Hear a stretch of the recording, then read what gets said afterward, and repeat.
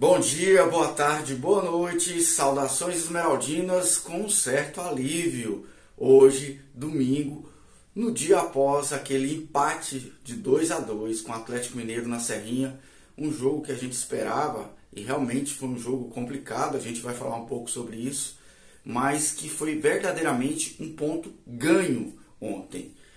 Assim como o Goiás perdeu 2 pontos contra o Flamengo, no último minuto, ontem a gente conseguiu fazer muita coisa boa, apesar que tem algumas coisas que a gente precisa detalhar para não empolgar tanto aqui, ok? Vamos então falar um pouco sobre o Goiás. Antes disso, eu peço para que você deixe já seu like se conhece o nosso trabalho. Se você não conhece ainda, seja muito bem-vindo, seja muito bem-vinda. Se inscreva no canal, aproveite aí que já está agora, se mantenha também com o sininho ativado aí, quem não tiver que ative para receber os próximos vídeos aqui do canal Verde 33. Eu sou o Helder Dias, seja então, como eu já disse, bem-vindo, bem-vindo. Vamos falar sobre o jogo de ontem, que na nossa expectativa seria um jogo muito mais complicado, ainda mais tendo o time do Atlético Mineiro titular com força total, como realmente aconteceu no dia de ontem. E assim, o que eu posso dizer é uma coisa antiga que a gente conhece do Goiás, né? O Goiás tinha a fama de ser um time meio Robin Hood, de tirar ponto dos times grandes e dar ponto para os times pequenos. Isso há muito tempo, década de 80 ainda. E fazer grandes jogos contra os grandes clubes do futebol brasileiro. E ontem foi um jogo assim, nas características que a gente tem atualmente, com todas as deficiências, num dos piores momentos do clube, né, em campeonatos brasileiros, como eu ressaltei no último vídeo, com todos os desfalques, e o Goiás conseguiu segurar o Galo depois de estar 2 vezes atrás no placar. Mas aí a gente tem que fazer também as observações. Primeiro, por que o Goiás conseguiu segurar o Atlético Mineiro no jogo de ontem? Porque tinha, desta vez, um esquema defensivo com 3 zagueiros, né, seu Jair Ventura? Faltou isso lá contra o Avaí. Poderíamos ter tido um resultado melhor, né?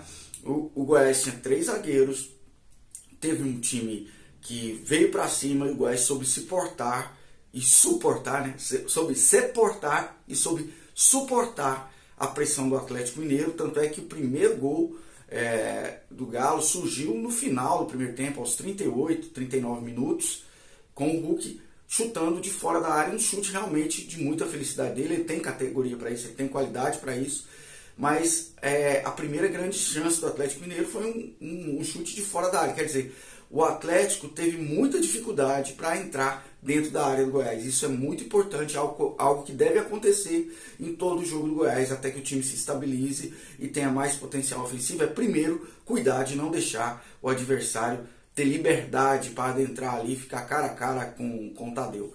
Então isso aconteceu poucas vezes durante o primeiro tempo, até que saiu o gol do Atlético. A partir daí, e até o começo do segundo tempo, houve um grande perigo de o Goiás sofrer o segundo gol. Teve bola na trave, teve um avanço muito maior do adversário nas nossas linhas, né? E porque o time também precisava de alguma forma reagir. Mas aquela coisa, o instinto do Atlético Mineiro, por mais que seja um time que cadencie o jogo, é fazer outro gol, é fazer mais um gol. E foi isso que, numa tentativa de ampliar o placar, o Goiás teve a felicidade de encaixar aquilo que precisava, que era um contra-ataque com a participação da velocidade do Apodi e da precisão do Elvis. Então, uma tabelinha ali, né, a bola chegou no Apodi e o Apodi conseguiu, depois de arrancar, tocar para o Elvis e chegar na área para fazer o gol, né? Então, um gol de centroavante do Apodi, né? Uma cabeçada perfeita, como eu nunca tinha visto o Apodi acertar. O Apodi já fez muito gol, né, nessa passagem do Goiás, para a posição que ele ocupa, mas foi uma cabeçada realmente de camisa 9, e um cruzamento perfeito do Elvis. É o que eu falo. Um time como o Goiás está hoje, ele não pode prescindir de sua arma principal, que é a precisão de um cara como o Elvis, ainda que ele esteja acima do peso, ainda que ele não esteja na plena forma física, ainda que ele não possa jogar os 90 minutos, é preciso ter alguém como o Elvis em campo. É preciso, porque ele consegue fazer esse tipo de jogada que ele fez naquele lance. Então, mas o problema é que logo em seguida, de novo pelo lado esquerdo do Goiás, né? O lado esquerdo do lado direito do Goiás, desculpa, lado direito do Goiás, lado esquerdo do Galo, é um problema que aconteceu no primeiro tempo. O lance de maior perigo além do gol foi pelo lado direito do Goiás, e ali nós temos que dar um jeito. Vamos precisar de uma cobertura melhor dos volantes, né? Vamos ter que precisar do seu Danilo Barcelos também, e todos os que tiverem nas posições, eu falo Danilo porque ele errou bastante no jogo de ontem, mas todos que estiverem nas posições ali da primeira linha principalmente, precisam estar mais atentos e com a marcação mais forte. E teve liberdade para cruzar o Guilherme Arana, coisa que ele não pode ter, e o Vargas fez o segundo gol do Atlético. A partir daí, novamente, o Nicolas entrou em campo e conseguiu encaixar uma jogada pelo lado esquerdo, e aí saiu aquele chute do Apodi, desviado pelo braço acho que do Guilherme Arana mesmo, né? Saiu o pênalti, e aí o Elvis teve a qualidade para, com tranquilidade, empatar novamente o jogo. O Goiás sofreu mais pressão do Atlético, mas soube controlar, e esse é o mérito. Teve sorte porque no começo do segundo tempo, e depois que sofreu o segundo gol, até ter o lance do pênalti, além do gol do Vargas, o Goiás passou ali por 3 ou 4 momentos de muito perigo. Teve outra bola, tiveram duas bolas na trave, uma antes do gol do Vargas e outra depois, uma do Nacho e a outra não me lembro se do próprio Vargas. Mas o que eu quero ressaltar é que esse fator sorte, ele só funciona quando o time também tem alguma qualidade. Não adianta ter sorte. Às vezes a sorte que eu esperava realmente do Goiás, se tivesse tido o desempenho que teve contra o Avaí, a sorte seria perder de menos de 3 gols, 2-0, né? Sei lá, alguma coisa assim. Mas o que nós vimos ontem é animador nesse ponto de vista.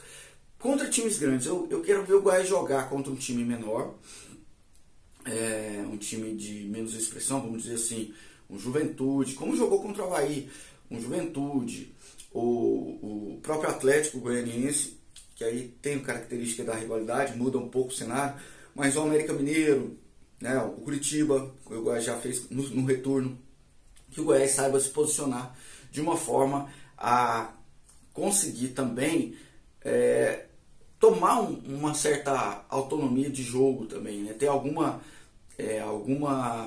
assertividade, porque contra time grande vai ser isso. Foi contra o Palmeiras, contra o Atlético Mineiro, vai ser assim contra o Flamengo, contra o São Paulo, provavelmente contra o Inter e contra o Fluminense, contra todos aqueles que tenham grandes atacantes que vão tentar fazer essa pressão em cima do Goiás. O Goiás, por enquanto, igual eu falei, é ajeitar a cozinha. E ontem a gente conseguiu relativamente bem essa missão, porque eu não vi tantas possibilidades assim de o Atlético. É lógico que o Atlético está tentando dosar o ritmo, né? Precisa disputar várias competições, mas entrou com o time titular. E o Goiás com muitos desfalques, principalmente na meiuca ali, né? Sem o Auremi, sem Felipe Bastos, né?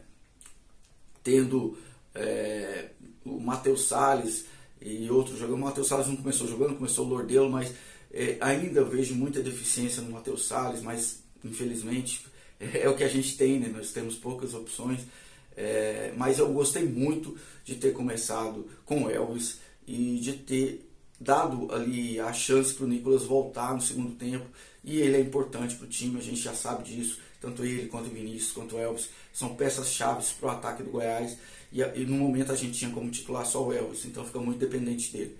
De qualquer maneira, apesar da colocação do Goiás poder terminar, nós estamos gravando isso no domingo, ainda tem o jogo do Juventude, ainda tem o jogo do Fortaleza, o Goiás pode até ficar na lanterna, mas importa menos a posição que o Goiás ocupe do que o comportamento do time ontem em campo. Se conseguir repetir isso contra outros adversários, se conseguir ter a efetividade que teve, olha o tanto de si. O Goiás começa a ter uma luz no fim do túnel. É lógico que, para mim, tudo só vai voltar a se normalizar a partir de contratações efetivas na próxima janela.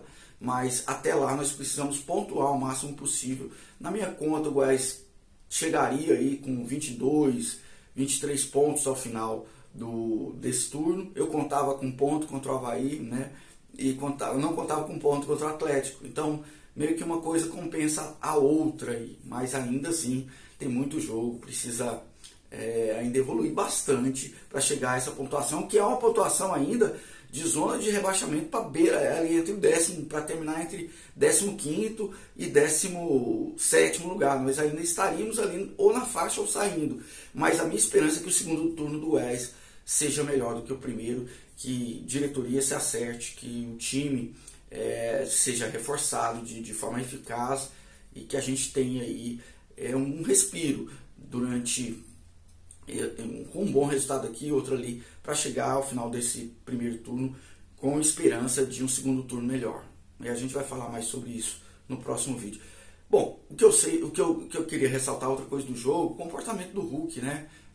Após a partida, chutar e quebrar a porta do vestiário da arbitragem, provavelmente pelo lance do pênalti, que levou o amarelo, reclamou, e ele tem reclamado bastante. É um defeito do jogador brasileiro, mas o Hulk ele tenta se impor também pelo físico, pela truculência física, e acho que foi isso, dando o chute na porta da sala da arbitragem, do vestiário.